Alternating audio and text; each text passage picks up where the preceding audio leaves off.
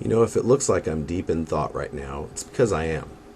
And it's because of what I'm reading in the news.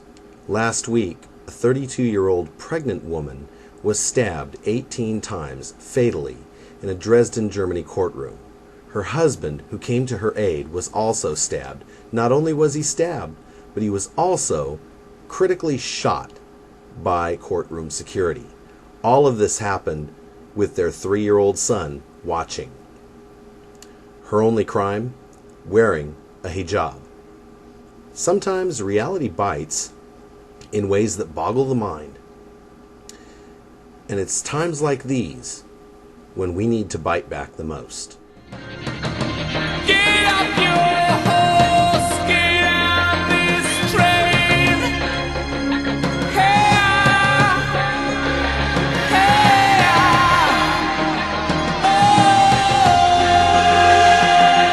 welcome to the real world. I say welcome to the real world. I went rushing like the wind. They're calling her the martyr of the hijab, or the martyr of the headscarf. She was 32 years old, and her name was, and I want to get this right here, so I'm looking at my monitor, Marwa al Sherbini. Her hometown was Alexandria, Egypt. She was just laid to rest there a few days ago. Her husband was critically wounded in the attack in the Dresden courtroom, and was also accidentally shot by courtroom security and is in critical condition in the hospital. So, while his wife is being laid to rest in Alexandria, Egypt, he's in the hospital, still in Germany. The 3-year-old son is probably with relatives in Alexandria. Now, this all happened because she took her neighbor to court for defaming her and calling her a terrorist. He called her a terrorist simply because she was wearing a hijab, therefore identifying as Muslim. Now, for anybody that wants to pick this situation apart, any critics of this situation, I'm going to shut them all up in one paragraph. And here it goes. I'm about as white Anglo-Saxon Protestant American as you can get. I take pride in saluting the flag. I take pride in my country. I was hurt when 9/11 happened. I lost a few good friends in the Pentagon that day. I was born on the 4th of July. Again, I'm white Anglo-Saxon and Protestant, which means I'm Christian. But wrong is wrong. I also believe in the principles that this country was founded on. One of those principles is the Constitution of the United States, which includes freedom of religion. This woman, her only crime was identifying as a Muslim. And therefore,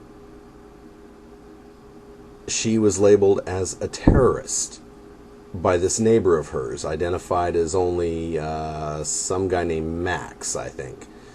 But it doesn't matter. Wrong is wrong.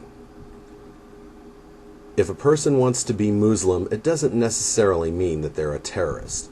And before you go saying that Islam is a religion of hate, unless you've read the Quran and can tell me exactly where it is in the Quran where it identifies Islam as a religion of hate, then keep your keyboards put away and your mouses unclicked.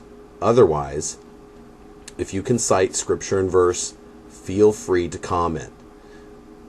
But that's not what we need right now. What we need right now is for the Chancellor of Germany to stand up and say that this was wrong.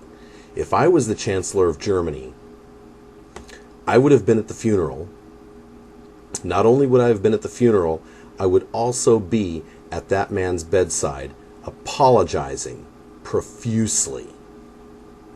Now, according to the news article in the Huffington Post that I'm reading, her brother, Marwa al Sherbini, He says in the West they don't recognize us. There is racism. Well, let me tell you something, Tarek. Here in the West, there's also solidarity. Because I feel for you. Because this was completely wrong. And it bites. Now, what we need to do at this point, I think, is to stop and examine this. If the situation had been reversed, the woman stabbed, the pregnant woman stabbed 18 times. If she had been a white Anglo-Saxon German, and the man stabbing her had been Islamic, there'd be a public outcry. But because of the situation, there's barely a mention. Well, we're changing that right here and now. We're standing up and saying, this is wrong. No matter what the religion, no matter what the country, this situation should never have happened. Germany, the Chancellor of Germany, should stand up and say the same thing. Now, this is probably not the first sticky subject that we're going to be tackling here on Reality Bites, but it is a sticky subject because it has to do with differences of religion, the war on terror, perception of Muslims by non-Muslims, the perception of the West by Muslims. There's a lot of different things that play into situations like this. But when it comes right down to it, it doesn't matter what the religion.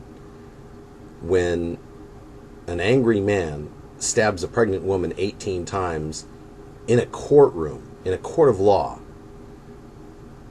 something's wrong. And it needs to be addressed. And it needs to be addressed in the proper manner. And I think that we're starting to do that here. In closing, what I want to tell everybody is that tolerance, understanding, and an honest caring, an honest love for our fellow man and women, is the most important thing, regardless of religious boundaries or social boundaries, political boundaries. We need to be willing to reach across those boundaries with an open hand and an olive branch in the other hand, and start making the world a better place. Start being the change that we're looking for in the world. I can do that. You can do that. We can all do that if we put our minds to it. And reality wouldn't have to bite so much.